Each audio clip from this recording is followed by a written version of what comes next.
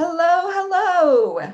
We're just going to give you all 1 hot minute to filter in. I'm Sandy Lowe, and this is BSB Preview, and I am here with these delightful authors who are promoting their July, can you believe it's already July? I can't. Releases, which are coming out in just about a week. All right, as usual, I need a hot minute to set up the Facebook Live. So I do have an opening question. And my question for our panelists tonight is, why do you write LGBTQ fiction? And I'm going to start with Nathan, and then Nathan's going to pass it along when he's done. All right. So I think I've given this answer before on other panels, but it's still the best answer I've got. I write LGBTQ fiction as a kind of time travel. I try to write the things that I really wish I could have bumped into when I was younger, and recognizing that those things existed, but they were sort of gate-kept out of my hands when I was a young queerling. And I just figure the more stories that are out there about people like us, the higher the chance that people like us are going to find them when they need them. So that's why I write them. How about you, D. Jackson Leigh? Well, actually, I wrote my first book because there was so little lesbian fiction in the local LGBT bookstore. And there were not so many places to buy our books online either. And I had already, I'm just a voracious reader, and I'd read everything that was available through Bella, which I think at that time could have still been the previous bookseller that became Bella. And so I wrote my own book to entertain myself. And then I started discovering on the internet fan fiction, which I didn't know about before. And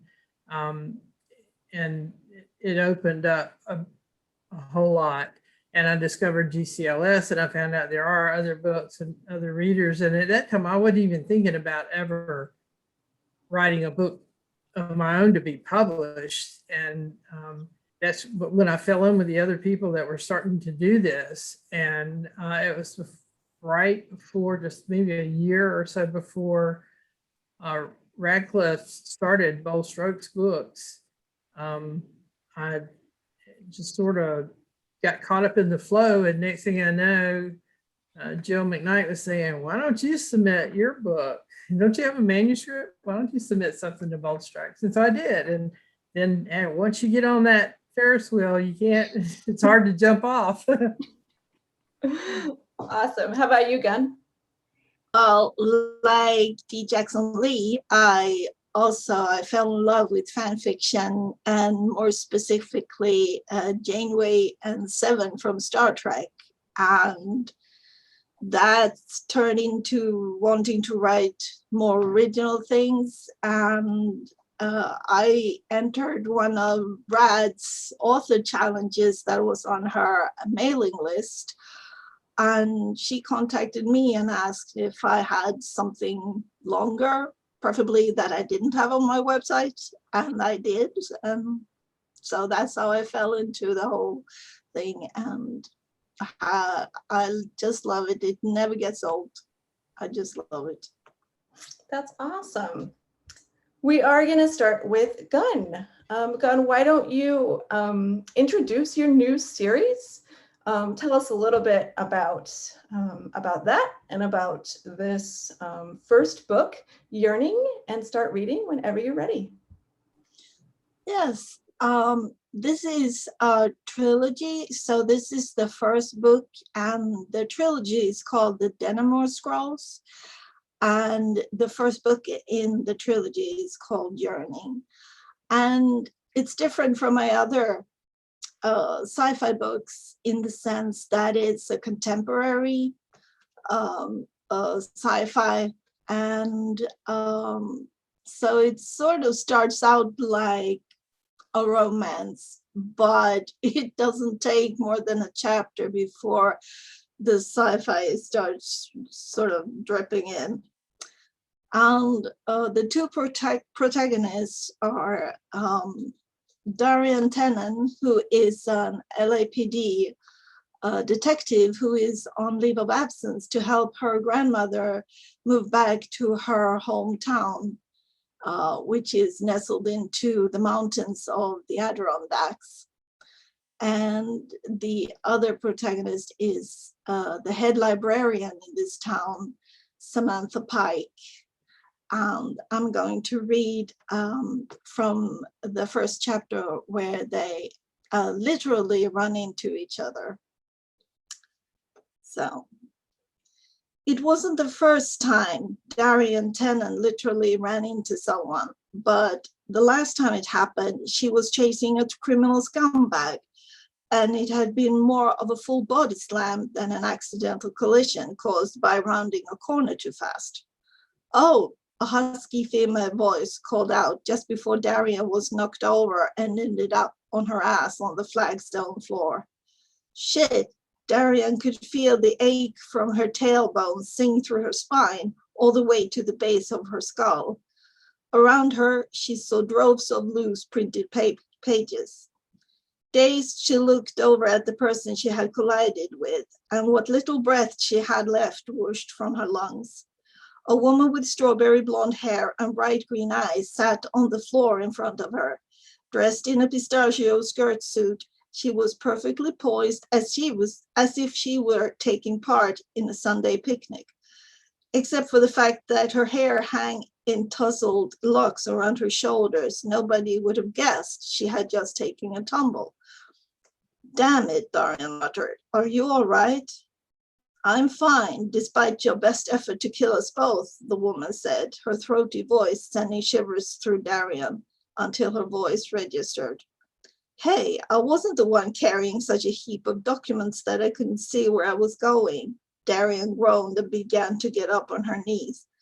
I was in a hurry, though, she confessed grudgingly. Sorry. Moving lightly into a crouch, the elegant woman began gathering the scattered documents. Apology accepted. Ah, Miss Strawberry Blonde wasn't going to offer an apology in return. Let me help you. Darian could hear her grandmother Camilla's voice in her head. 4 things, Darian. Never assume, be a gentlewoman. When someone shows you their true colors, believe them, and don't take any crap from anyone. What brings you to the town hall? You're not from around here. Miss Strawberry Blonde had moved farther away and bent on all 4 to coax some papers out from under an old-fashioned radiator. Darian blinked. How could you know this? My name's Darian Tennant. I came to visit the library. My grandmother was born here. We just moved back and we need copies of the blueprints of her house. As far as I understand, the library handles the town hall archives. You understand correctly. Turning around in a graceful pirouette, which was quite the feat since she was crouching on 4-inch heels, Miss Strawberry Blonde extended her hand. I'm Samantha Pike, head librarian. It's me you want for that research. Nearly choking at Samantha's revelation, Darian managed to turn it into a cough. Nice to meet you. Well, now that we both survived. Samantha gave a quick smile. Oh, I assure you, Miss Tennant, that it takes a lot more than this to injure me. She paused for a few moments, frowning. However, you seem to take a lot of worse of a tumble. I think I should ask you if you're all right. Never better, Darian lied. Her ass was smarting and her tailbone was now going numb. Great. I hope you can help me with the blueprints, though. My grand's house is in a decent condition considering how old it is, but it needs renovating, and I want to make sure I don't run into trouble since I'll be doing the work. And it's detective time. You're a police officer? Samantha looked surprised. Are you joining Chief Billings' office? I'm on extended leave from absence from the LAPD, so no. I'm just helping Gran until her house is in good shape and she settles in and reconnects to her hometown. Gathering the last papers, Samantha stood. Darian did her best to stand up without groaning in pain. I was just going to have a cup of coffee. You're welcome to join me. I can take some notes about the house in the meantime. Samantha pointed at the corridor she just came from. I need to print these again anyway. Darian wins. Oh, sorry again. No matter. So, drawing a blank first. Darian then nodded. I'd love some coffee. I'd spend most of the morning in the slightly creepy basement of Gran's house. Motioning for Darian to follow her, Samantha walked with long strides that made her hip move discreetly, but oh God, this woman was sexy in an understated way. Perhaps Denimore had more to offer than she'd thought in the first place. So. Yay! That's awesome. Excellent. Thank you. Thank you so much. And I love Miss Strawberry Blonde. Sometimes I listen to these readings and I'm like, damn, I wish I'd thought of that. Sounds great. So tell us how the idea for this series came about. Where did the idea come from? How did you conceive this new series of yours? It came from watching a German paranormal sci-fi show on Netflix, I think, called Dark. And it had time travel and stuff, so it's not at all the same concept. But the way there was a cliffhanger at the end of the last season of that, or the last season I saw, it started a whole process of, but what if it was this instead? And a whole different story. And it turned out to be a very sort of prolonged story. And I realized I can't cram that into one book, but I don't want to commit to a whole series that's going to go on and on. So I wanted it contained. So I thought a trilogy. That's a new concept for me, because in my mind, there's a difference between a series and a trilogy. I think a trilogy, the story is more homogeneous, goes through, and you see more of the people that were there from the beginning, even if you stick in a few new ones, so the readers don't fall asleep. And so that's how it started. And I read the premise out to my husband and my son, and they're avid. My husband were, and my son is avid, both books and movies with sci-fi, and they felt it was reasonably original. And I was like, okay, we're going with this one. So yeah, so that's how it came about. I love that. I hear that a lot, that people get ideas from TV shows. Do you guys feel the same way too? Nathan and Deb, do you guys get ideas from TV shows sometimes?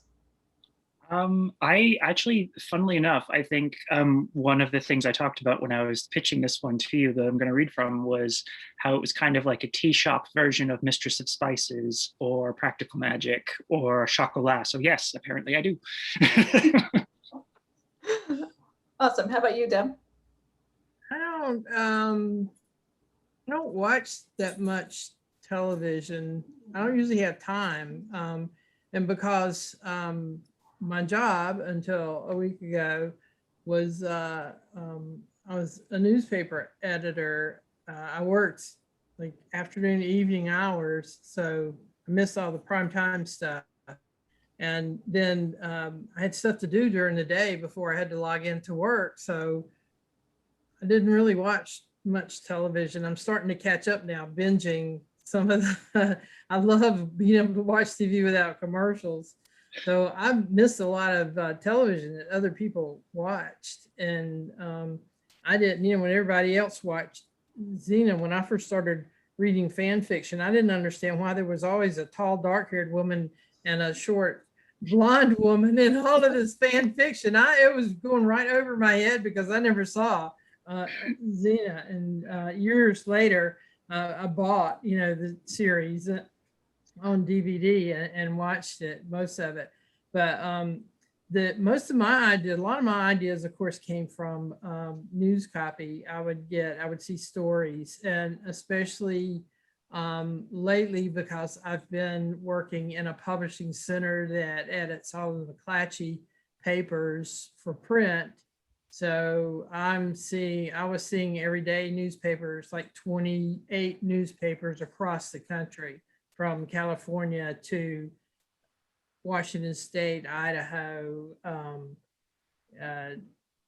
State College, Penn State, and all the way down to Florida. And so I would see all these weird, local stories that would give me lots of ideas about stuff.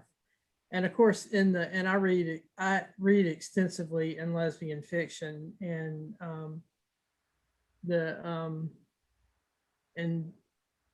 ideas come from just, I don't know, everywhere. That all right, you guys, you got to put your favorite TV shows in the chat roll for DJX and Leigh, because she's got plenty of time to catch up now. So let her know what she. Yeah, I've seen some great. I've binged some great stuff lately, and my sisters are happy to give me lists, and my nieces are happy to give me lists. Like I've binge watched, of course, Game of Thrones. I made time for that, which is awesome. Yellowstone, LA Finest is one I recently binged, Women in Cops. I got that. VK Powell and I binged our way through that.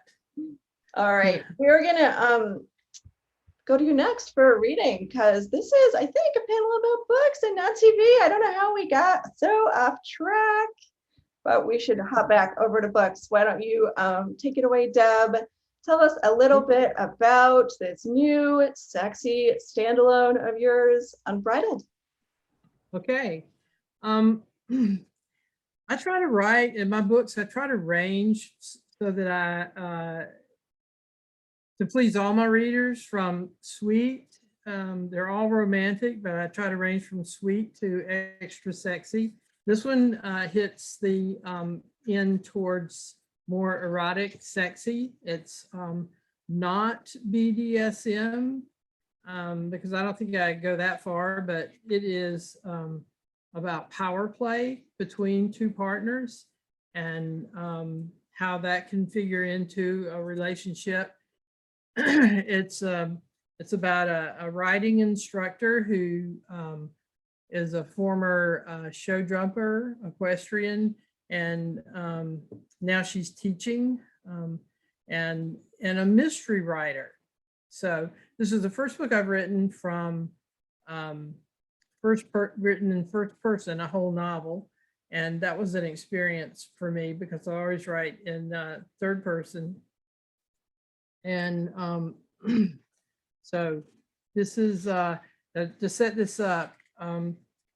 The writer, Lauren Everhart, has gotten the hots for her niece's riding instructor, pony camp riding instructor. And so after her niece is done with pony camp, she approaches this riding instructor and arranges to have personal lessons, private lessons, after her niece has gone back home to her mom. And so she's all anxious for this first day because, of course, she wants more than riding lessons from this very hot equestrian. So she shows up for her first lesson at 8 a.m. and this is when she goes into the office to sign up and to find out what to do for her first lesson. But when she gets there, the instructor, Marsh Langston, is not there. Instead, there's this kind of really handsome guy in there. And he says, "Oh, you must be Lauren. I'll be your instructor today." And this is her response. "I'm sorry, who are you? I have verbally eviscerated many pompous critics of the popular fiction I write, so this horseman is hardly a challenge compared to those wordsmiths." "I'm gonna kill her," he mutters under his breath before he stands and holds out his hand. "I'm Alex." I glare at him and ignore his attempt to diffuse my building temper. I shove my hands into the pockets of the dough-colored riding tights I've carefully paired with a pastel green polo shirt to entice Marsh. "Okay," He withdraws his hand cautiously as though I might lunge and bite it off. I'll teach you the basics: caring for your horse and equipment, tacking up your horse correctly, ground handling, and then basic riding. Each lesson will take an hour. I do not like being handled by this man. I was handled by my father, then male teachers, agents, and publishers, until I declared my sexual orientation and achieved enough wealth and following to tell those men to stuff their advice up their asses. Then I hired a cutthroat female agent, demanded a female editor, and I will not settle now for anyone other than the woman who's been writing my dreams the past weeks. I'm sure you're capable, Alex, but there seems to be a misunderstanding. I have arranged to have private lessons with Marsh Langston, not you. It's what I'd like you to do. I freeze as Marsh's warm breath washes over my neck. She steps around me and holds my gaze. My resistance is melting with every second that ticks past. But I thought we had an agreement, Lauren. You would do exactly as I instruct. Unless you're prepared to repay me for your 4 years at Wellesley and you live under my roof, you will do exactly as I tell you. My father's words crack like a whip in my brain. Bastard, no one will ever control me again. Marsh tilts her head, her expression curious. I can recommend another excellent riding instructor if you aren't comfortable with my terms. She waits a few beats. It's completely your choice, Lauren. I would never force you to do something you don't want. I realize she's asking me, not telling me, to allow her control. No one's ever done that before. Ask me for control. It feels strange. I waver. I was looking forward to working with you, I say, lowering my eyes and voice at the admission. I regret it immediately because my gaze falls on her breast and my mouth waters at the sight of her nipples straining against the thin fabric of her shirt. She places one long finger under my chin and forces my eyes up again. Her mouth twitches with only a faint hint of a smile, but amusement shines clearly in her eyes. You will. I can learn more about your potential by watching as Alex instructs you. You'll be watching? Yes, I will. I glance over at Alex, who suddenly found something interesting in the paperwork on the desk. I lean close to Marsh, lowering my voice to a whisper, even though Alex is close enough to still hear. I mean, for women teachers exclusively. She raises an eyebrow, but I straighten my shoulders and raise my own eyebrow in challenge. We both know I'm not talking about equestrian lessons, and I'm not going to let her pretend otherwise. She bends to place her mouth inches from my ear and stage whispers. Alex is my brother's husband. He prefers male students exclusively. This explanation draws a wide smile from Alex, who continues to pretend interest in his paperwork. A hot flush effuses my neck, traveling up my cheeks. I clear my throat to recover my voice and a bit of my dignity. And after I've covered the basics with him, her blue eyes glitter like sapphire shards. Then we'll see if you've shown enough potential to advance further with me. Ooh la la. Wow. Unbridled. Talk about it. Unbridled. Look at that cover. Talk about a scene filled with innuendo. I don't know. I love the cover. I prefer women teachers exclusively. That's awesome. So you mentioned in your intro that this book involves a power dynamic, and I think that came across in your reading too. Why that topic for this book? Why did you choose to go in that direction with this one? It's a little bit different from some of your other erotic stories. I don't know. I wanted to write something sexy, but my book before that, Blades of Bluegrass, addressed the big problem in the military with sexual assault in the military, and I didn't want it to be. I wanted to make it clear that there can be some power dynamics that, consensual power dynamics are completely different from, when somebody taking unwilling control in a sexual relationship. It's a completely different thing. One's consensual and one's not, and it's completely different. Consent is the big issue. It can be power dynamics can be very sexy as long as there's complete consent, and that's the real key in there. And Sure. so I wanted to write something sexy and at the same time make it clear, because that seems to be the problem that people don't understand, and the big issue with the whole Me Too thing. A lot of I know a lot of really nice, good guys, and everybody's saying, well, guys are afraid to even approach women now with all that Me Too stuff.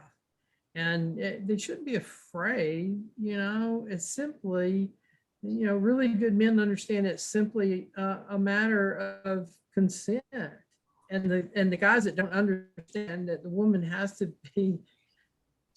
consent. And when she says no, I don't care at what point she says no, it means no, and women have to understand that too, involved with another woman, and guys with guys. It's all about consent.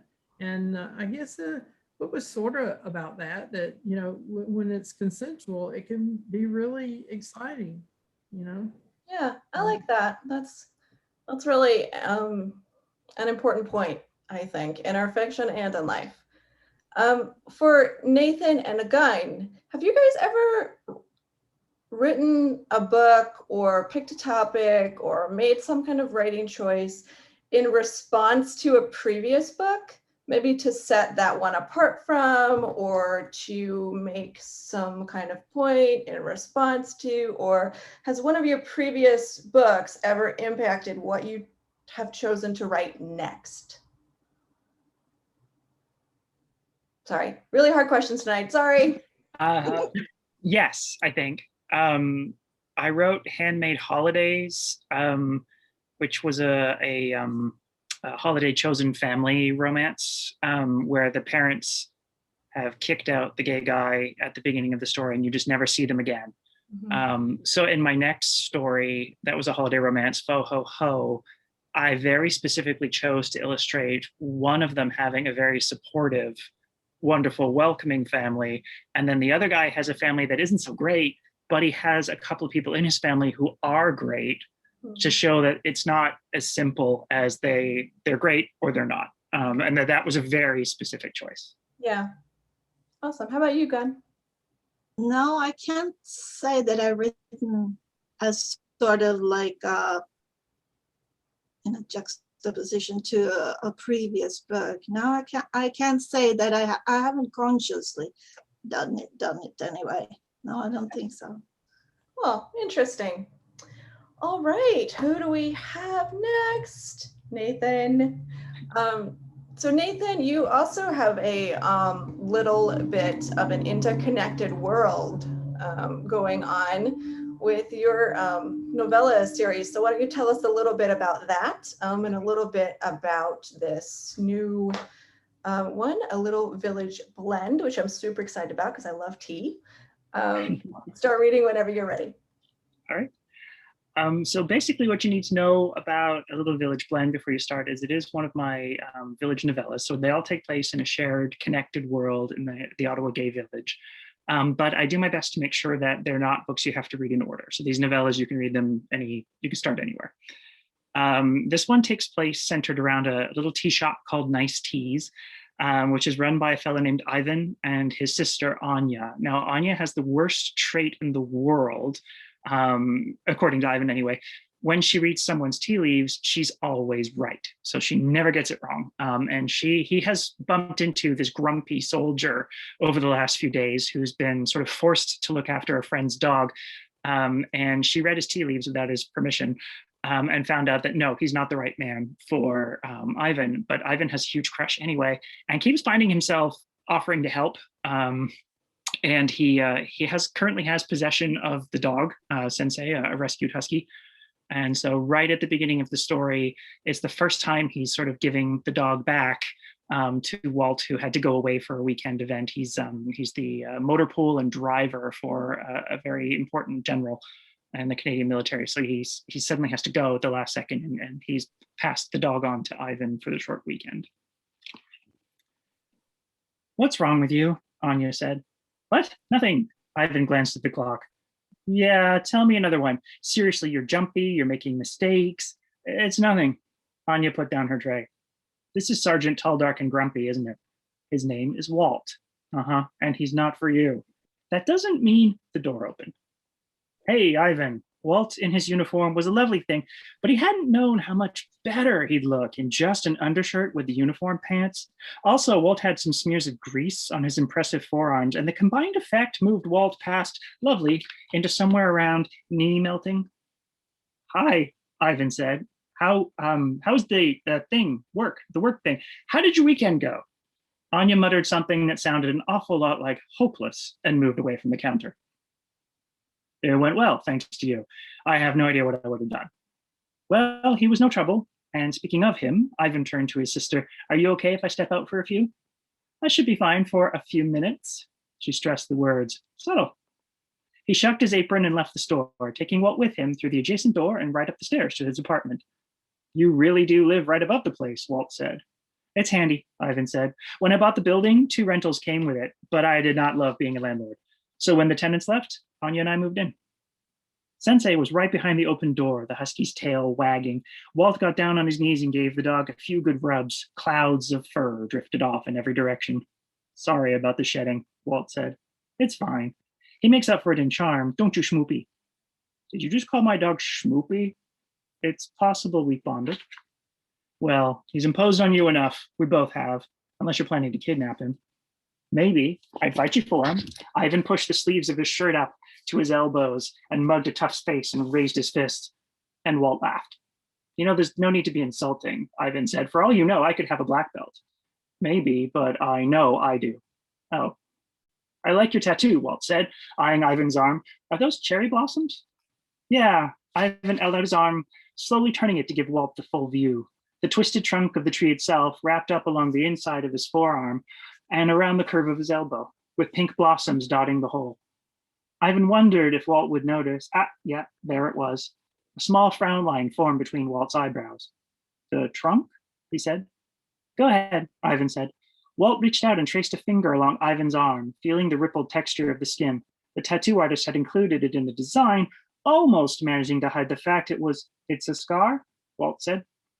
Ivan nodded, trying to ignore how much he enjoyed the feel of Walt's rough fingertip along his arm, and said, "Yes." The tattoo artist took about a dozen photos and came back to me with a bunch of different options.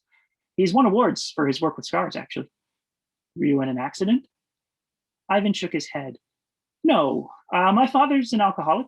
One night, Anya was out late with friends. My father was very drunk. He figured she was with her boyfriend. He decided to go get her. I took his keys. He tried to take them back. I went upstairs, he followed, and when he yanked on my shirt, I sort of fell down the stairs. I landed really badly.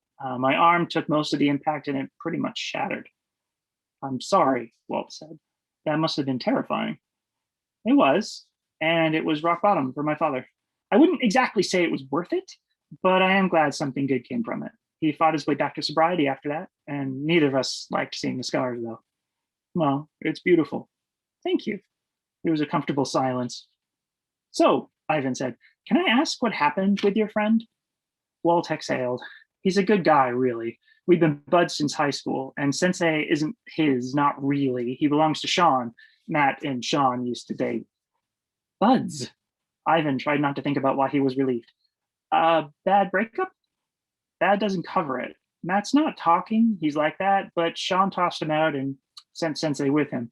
Ouch. Ivan looked down at the dog in question. He couldn't imagine anyone tossing the lovely creature aside. Matt's been couch surfing and trying to get back on his feet, and long story short, his cell got cut off. Ivan winced. Okay, that sounds bad. Well, hopefully he's on the upswing. I hope Sensei wasn't too much trouble for you. Ivan laughed. It turns out I'm a dog person. Walt ruffled the dog's head with both hands. The dog thumped his tail against the floor, and Ivan's heart did something pretty similar in his chest. Man, he had nice arms, and his undershirt was definitely putting them on display.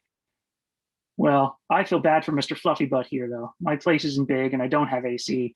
Walt ruffled the dog's head again, and Sensei grumbled with pleasure. But so long as you get your dinner, you'll manage, eh, Beast? He's a great dog, though he does hug the blankets. Walt looked up at him. He got into bed with you? He had a bad dream, Ivan said. I didn't have the heart to tell him to get down. No, it's fine. I'm just surprised. He doesn't really snuggle with most people. Oh. Well, we should let you get back to your work. Car ride, Beast? Sensei jumped up, grabbed the stuffed rabbit, and ran to the door, tail wagging. That's not your toy, buddy, Walt said. Ivan shook his head. It is. I gave it to him. He's really gentle with it. Walt smiled. He wasn't so gentle when he caught a real rabbit. Ivan held up his hands. I don't want to hear that story. Walt laughed. Thank you. Really, I have no idea what I would have done. Hey, anytime. And he's great company. Yeah, maybe if you like grumpy, hairy beasts. Ivan's eyes dropped to the dark hair visible above the neck of Walt's undershirt. Don't say anything. So cute. I also hate it when your animals love other people more than they love you. I don't know if you have ever had that experience, but it's like yeah. My previous rescue coach was we have a neighbor, and I mean we adore our neighbor, but all that man had to do was say hello, and like coach was gone. He'd jump in his car, he'd be like, "Yep, we're going for a ride. See you later." It's like, oh, nice. I'm always so offended for some reason. It's so offensive. But cool. So there's a little bit of backstory woven well into that scene that you just read. Sorry, I accidentally booted Deb. Let me. So my question for you, aside from have you ever had your tea leaves read, and if so, what did they say? Is you got to add that, right? That's the whole point.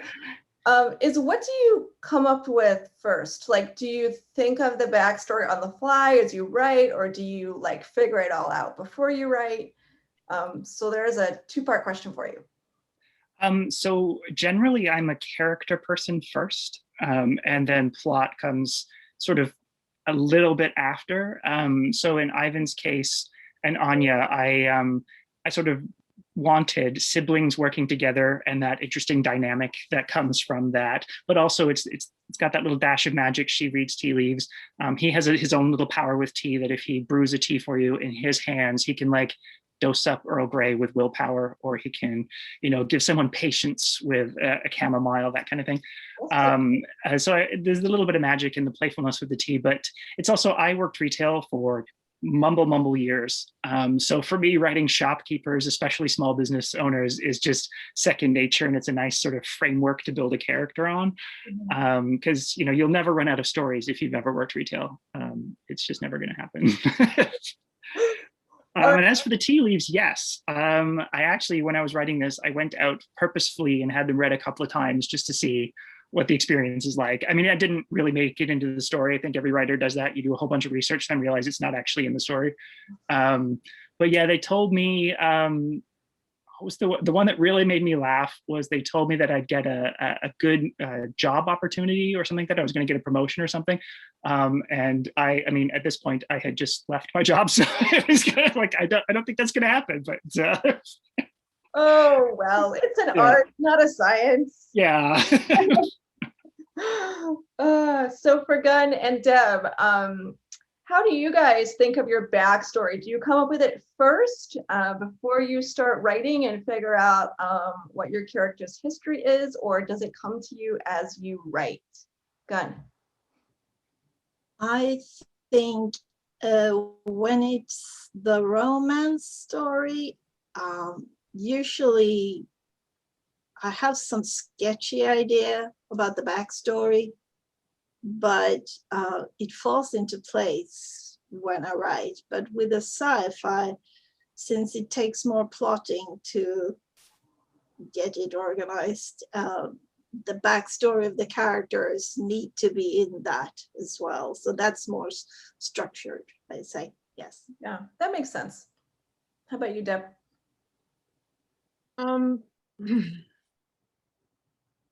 I usually, for me, romance writing is so character driven that I guess I start with people more than the story. I have a vague idea of the story, but I have, as a writer, our brains, we're always collecting information. Like you're sitting around with friends and they're just talking about random stuff, and your brain's always collecting this information, and then this idea or this person, this character forms in your head. Like we were selling books at Memphis Pride one year, and this woman walked in, and I thought, oh my God, that is like a woman warrior.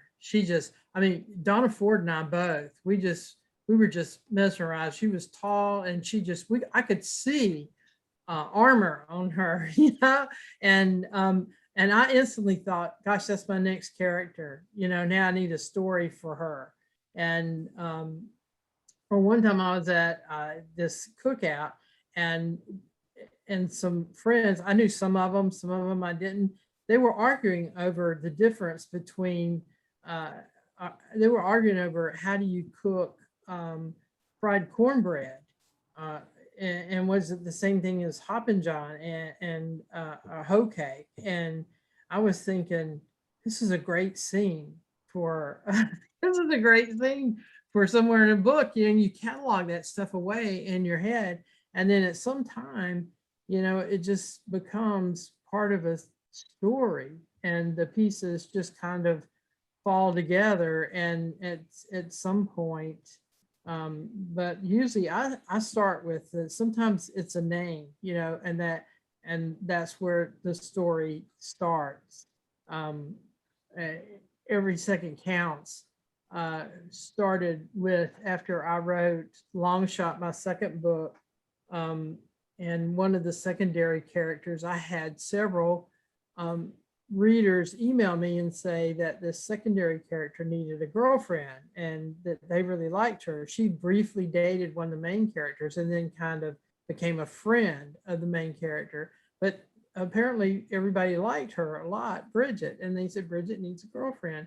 And like 2 years later, I wrote something for Gun. You mentioned Rad's author challenge that she used to have on her Yahoo group, and I wrote something on that about this really cocky rodeo bull rider, and when I finished it and posted it, everybody liked it a lot, and I thought, you know what, that'd be a great girlfriend, because the last time I got an email about that, the reader had said, Bridget needs a really butch girlfriend to come sweep her off her feet. And I thought, there's Bridget's girlfriend. Oh my gosh. And it was like 2 years after I'd gotten that email.